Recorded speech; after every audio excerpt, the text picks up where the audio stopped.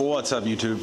Some of you probably already know I suffered speed wobbles on the freeway after hitting a little bump that I did not respond to quickly enough. And a split second, I was down on the freeway doing about 70. Fortunately, I was not hurt badly. I did suffer a little bit of road rash, but that was the extent of my injuries. I'll show you the damage that the bike took, what we're gonna be replacing, and I'll show you some of the parts that I've gone ahead and ordered already for this little small project.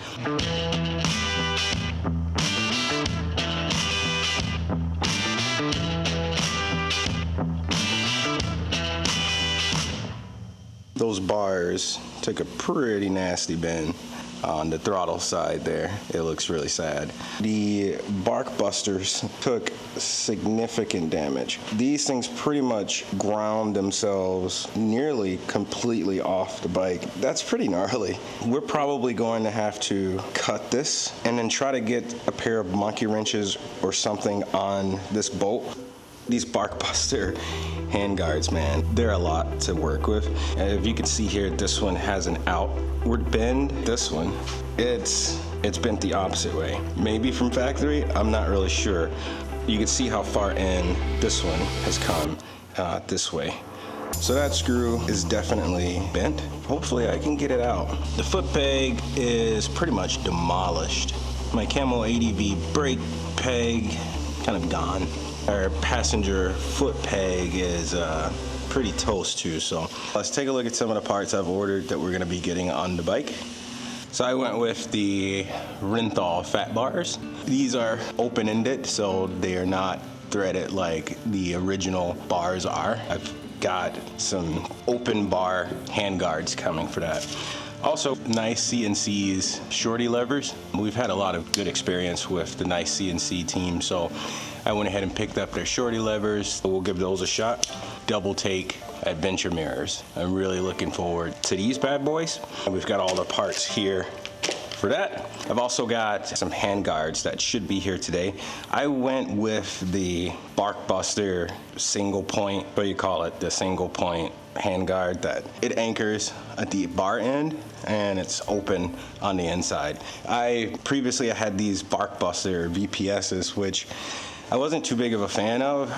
One, they were a complete pain to get installed, and two, after a handful of drops, they're completely obliterated. The aluminum bends really easy.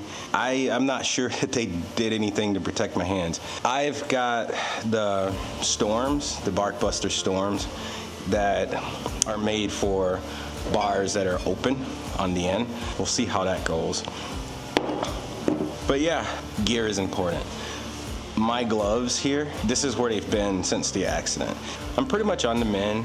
Everything's healing up nicely. We should be back at it. We've got to get this taken apart and rebuilt with these new parts. About 3 weeks to get this bike back in running condition and in tip-top shape. I'm gonna try to keep or preserve my grips because I'm finding grips are really hard to find in this length. These are 135 millimeters long. Most motocross dirt bike grips are a lot shorter, like 120 millimeters. Yeah, let's go ahead and get this bad boy taken apart and let's start getting some of this stuff installed. All right, guys. After reviewing the footage for this video, it was just gonna be way too long if I covered every installation. So I did not cover the installation of the AltRider one-finger clutch system, DoubleTake Adventure mirrors, or the shorty, NiceCNC shorty levers. I'll probably go with some other levers. These levers were a bit rickety and loose, so that's gonna bother me. If you'd like to see installation of those other parts, just let me know in the comments and I'll push out a YouTube short for you guys for those. But the rest of the video is just gonna kind of cover post installation or post repair and just kind of show you what the bike looks like after the repair. Please drop a like, a subscribe if you haven't already. Helps motivate me to keep these videos coming. Thanks a lot, guys. I don't know how well you can see that, but you can see how bad those stock bars really are. That's they kind of look goofy. The right side looks like it's bent upwards more than it should be. The left side's, throttle side's obviously bent way down. It's quite a goofy look. Yeah, that's what she looks like.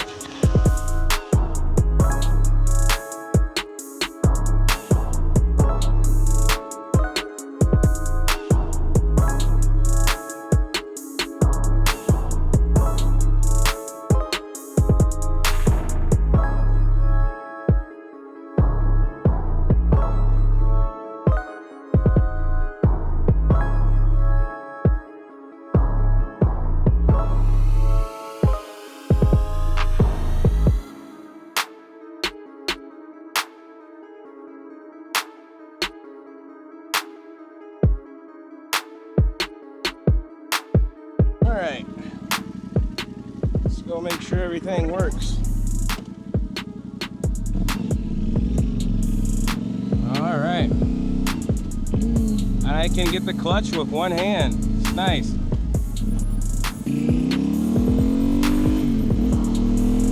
All right, nothing fall off, please.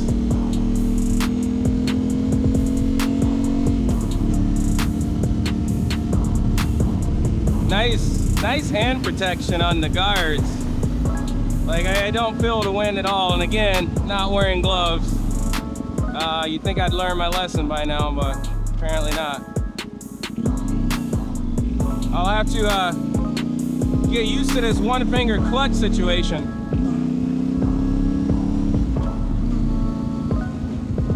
I like it. These NiceCNC controls are a bit, I don't know, janky, wobbly. So he's standing up. So far, so good. Looks good. Controls are a little, I don't know, a little loose or some shit. You know, I can't help but always feel like I forgot to tighten something. But I do believe everything's spec'd. So we are good.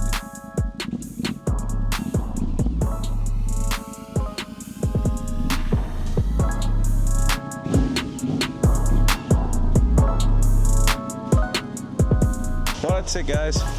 We got her done. With plenty of time left to get all of the other work that we need done. So thanks for watching the video, guys. If you like this kind of content, please subscribe, drop a comment, a like, just stop in and say hi. But that's gonna be it for this one. On to the next one. Peace.